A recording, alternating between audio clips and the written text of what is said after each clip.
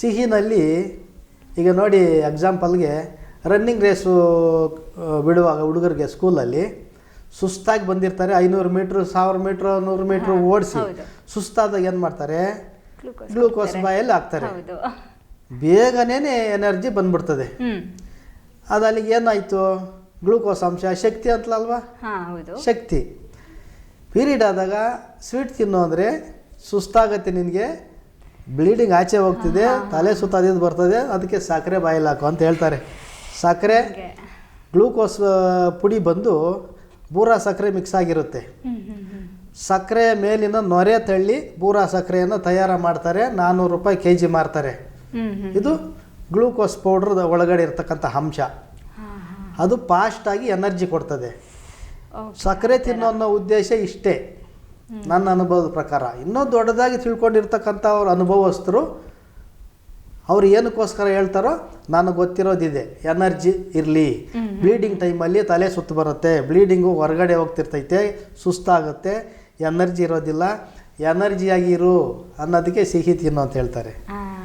Okay sir. ಹಾಗೆ ಎಷ್ಟು ದಿನ ಪೀರಿಯಡ್ಸ್ ಹೋದರೆ ಬೆಸ್ಟ್ ಅಂತ ನಿಮ್ಮ ಪ್ರಕಾರ?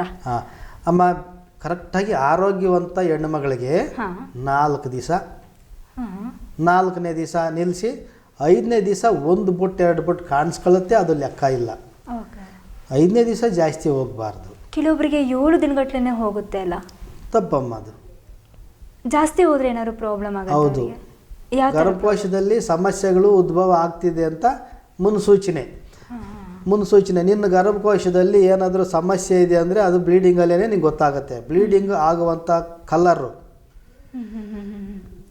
ಅದರ ಒಂದು ತಿಳಿ ಇದೆಯಾ ಗಟ್ಟಿ ಇದೆಯಾ ಗಮನಿಸಿ ನೋಡೋರಿಗೆ ಕರೆಕ್ಟಾಗಿ ಅಂದಾಜಾಗುತ್ತೆ. ಅದೆಲ್ಲ ನಾವು ಇಲ್ಲಿ ಹೇಳೋಕ್ಕಾಗೋದಿಲ್ಲ ರಹಸ್ಯನ. ಇಲ್ಲಿ 4 ದಿವಸಕ್ಕಿಂತ ಹೆಚ್ಚಾಗಿ 7 ದಿವಸ ತನಕ ಹೋದರೆ ಅವ್ರಿಗೆ ರಕ್ತ ಜಾಸ್ತಿ ಉತ್ಪತ್ತಿ ಆಗಬೇಕು.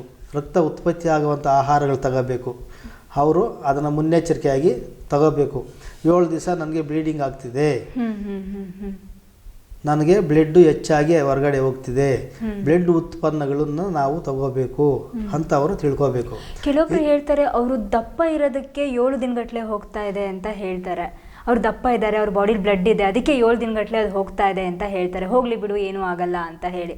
ಇಲ್ಲಮ್ಮ, ಇಲ್ಲಿ ಋಷಿಮುನಿಗಳು, ಸಪ್ತಮಹಾ ಋಷಿಗಳು 7 ಜನ, ಅವ್ರಿಗೆ ಈ ವಿದ್ಯೆ, ಈ ಶರೀರದ ಒಂದು ಪರಿಸ್ಥಿತಿ ನಾಡಿನಲ್ಲಿ ಕಂಡುಕೊಳ್ತಾ ಇದ್ರು. ಆಗಿನ ಕಾಲದಲ್ಲಿ ಸ್ಕ್ಯಾನಿಂಗ್ಗಳಿರಲಿಲ್ಲ, ಚೆಕಪ್ಗಳಿರಲಿಲ್ಲ, ಏನೂ ಇರಲಿಲ್ಲ. ನಾಡಿ ಮುಟ್ಟಿ ಶರೀರದ ಒಳಗಡೆ ಯಾವ ಅಂಗ ಸಮಸ್ಯೆನಲ್ಲಿದೆ, ರೋಗಗ್ರಸ್ತವಲ್ಲಿದೆ ಅಂತಂದು ಹೇಳ್ತಾ ಇದ್ದಷ್ಟು ಅಷ್ಟು ಎಚ್ಚರಿಕೆಯಿಂದ ಇದ್ದಂಥ ಕಾಲ ಅದು.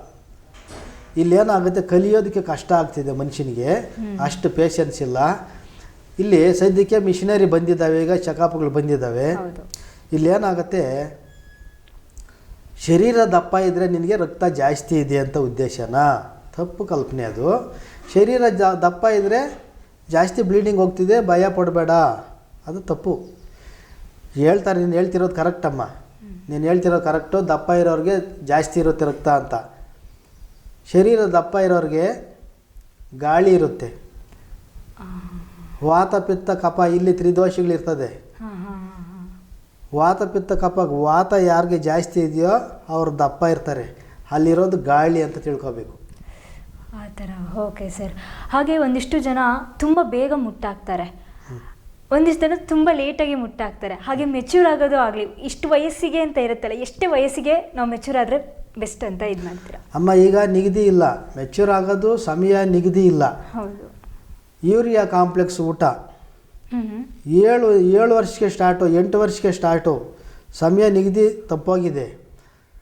ವಾತಾವರಣ ವಿಕೋಪನೋ, ಪ್ರಕೃತಿ ವಿಕೋಪನೋ, ತಿನ್ನೋ ಆಹಾರ ವಿಕೋಪನೋ, ತುಂಬ ಸಮಸ್ಯೆನಲ್ಲಿ ಮಾನವ ಕುಲಕೋಟಿ ಸಿಲ್ಕೊಂಡಿರೋದ್ರಿಂದ ಯಾರ ಲಿಮಿಟಲ್ಲೂ ಇಲ್ಲ ಶರೀರಗಳು.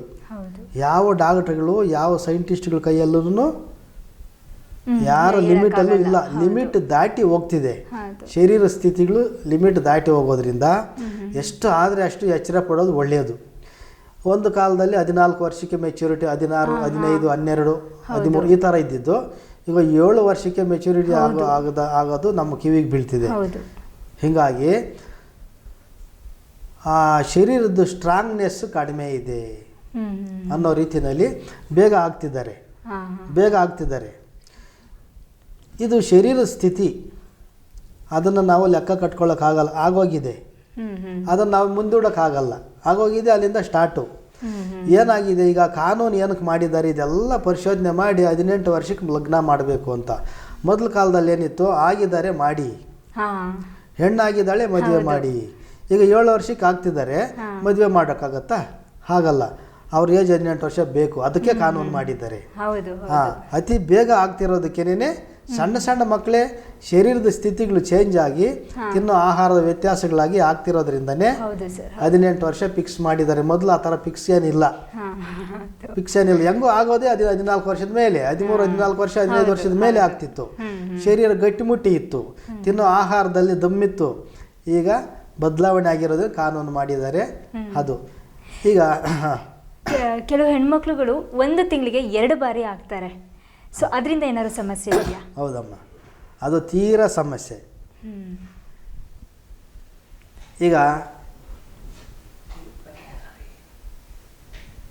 ಶುಗರ್ ಇರೋರಿಗೆ ಅತಿಮೂತ್ರ ಸಮಸ್ಯೆ ಇರುತ್ತೆ.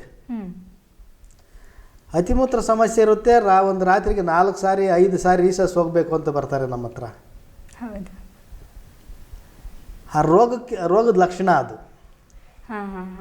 ಶುಗರ್ ಇರೋರಿಗೆ ಜಾಸ್ತಿ ಅತಿಮೂತ್ರ ಸಮಸ್ಯೆ ಜಾಸ್ತಿ ಬರ್ತದೆ. ರೋಗ ಲಕ್ಷಣದಿಂದ ಅದು ಸಮಸ್ಯೆ ಉದ್ಭವ ಆಗುತ್ತೆ. ಹಾಗೇನೆ ಗರ್ಭಕೋಶದಲ್ಲಿ ಇರ್ತಕ್ಕಂಥ ಏರುಪೇರುಗಳೇ ನಿಮಗೆ ತಿಂಗಳಿಗೆ 2 ಸಾರಿ ಪೀರಿಯಡ್ ಕಾಣಿಸ್ಕೊಳ್ತೈತೆ. ಅದು ಕಾಣಿಸ್ಕೋಬಾರ್ದು, ಶರೀರಕ್ಕೆ ವಿರುದ್ಧ. ಅದು ರೋಗ ಬಂದಿದೆ ಅಂತ ಲೆಕ್ಕ ತಗೋಬಾರ್ದು. ಇಲ್ಲಿ ಸಮಯಕ್ಕಿಂತ ಮುಂಚೆ ಆಗಬಾರ್ದು, ಸಮಯ ದಾಟಿ ಆಗಬಾರ್ದು, ತಿಂಗಳಿಗೆ ಮಧ್ಯದಲ್ಲಿ ಆಗಬಾರ್ದು, ಪೀರಿಯಡ್ ಜಾಸ್ತಿನೂ ಹೋಗಬಾರ್ದು. 50 ಗ್ರಾಮ್ ಲಿಮಿಟ್ ಇದೆ, 4 ದಿವಸ ಲಿಮಿಟ್ ಇದೆ. ಆ ಲಿಮಿಟಲ್ಲಿ ಇರೋರಿಗೆ ಆರೋಗ್ಯ ಕರೆಕ್ಟಾಗಿ ಇರುತ್ತೆ ಅಂತ ಅದರ ಅರ್ಥ. ಯಾವುದು ಲಿಮಿಟ್ ದಾಟಿ ಹೋಗಿದೆಯೋ ಅದೆಲ್ಲ ಆರೋಗ್ಯ ತೊಂದರೆನಲ್ಲಿದೆ, ಗರ್ಭಕೋಶ ಸಮಸ್ಯೆನಲ್ಲಿದೆ. ಮುಂದೆ ದಿನಗಳಲ್ಲಿ ದೊಡ್ಡ ಸಮಸ್ಯೆಗಳನ್ನು ಎದುರ್ಕೊಳ್ಬೇಕಾಗ್ತದೆ. ಇದಕ್ಕೆಲ್ಲ ಏನಾದ್ರು ಪರಿಹಾರ? 100ಕ್ಕೆ 100 ಪರಿಹಾರ ಇದೆಯಮ್ಮ. ಮನೆಯಲ್ಲೇ ಮಾಡ್ಕೊಳ್ಳುವಂತಹ ಮದ್ದು ಹೇಳಿದರೆ ನಮ್ಮ ವೀಕ್ಷಕರು ಕೂಡ ತುಂಬ ಸುಲಭ ಆಗತ್ತೆ. ಒಳ್ಳೆ ಮಾತು ಹೇಳಿದ್ರಿ. ಈಗ ನಮ್ಮ ಕೈಯಲ್ಲಿ ಆದಷ್ಟು, ನಮ್ಮ ಅನುಭವ ಇದ್ದಷ್ಟು ವೀಕ್ಷಕರಿಗೆ ತಿಳಿಸ್ತಾ ಬರ್ತಾ ಇದ್ದೀವಿ. ಈಗ ಪರಿಹಾರದ ಕಡೆ ಇನ್ನೂ ಹೇಳಬೇಕಂದ್ರೆ ಹೆಣ್ಮಕ್ಳ ಸಮಸ್ಯೆಗೆ ಸಂಬಂಧಪಟ್ಟು ತುಂಬ ಇದೆ. ಹೌದು, ಎಲ್ಲ ಹೇಳೋದಕ್ಕೆ ಒಂದೊಂದು ಇದರಲ್ಲಿ ಆಗೋದಿಲ್ಲ. ಎಷ್ಟು ಆದರೆ ಅಷ್ಟು ನಾವು ಅವ್ರಿಗೆ ಹಂಚಿಕೊಡೋಣ, ಆರೋಗ್ಯವನ್ನು ಕಲ್ಪಿಸುವಂಥ ದೃಷ್ಟಿನಲ್ಲಿ ಪರಿಹಾರ ಒಂದೊಂದಕ್ಕೊಂದೊಂದು ಪರಿಹಾರ ಹೇಳ್ತಾ ಹೋಗ್ತೀನಮ್ಮ.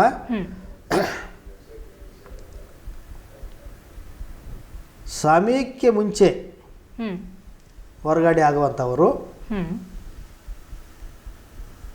1 ತಿಂಗಳು ಹೆಸರುಬೇಳೆ ಪಾಯಸ ಈಜಿಯಾಗಿದೆ. ಹೆಸರುಬೇಳೆ ಪಾಯಸ ವಾರದಲ್ಲಿ 2 ಸಾರಿ ತಿನ್ನಲಿ. ಉಪ್ಪು ಖಾರ ಹುಳಿ ನಾನು ಏನು ಹೇಳಿದ್ದೀನೋ ಅದು ಸಂಪೂರ್ಣ ಕಡಿಮೆ ಮಾಡ್ಕೊಳ್ಳಿ.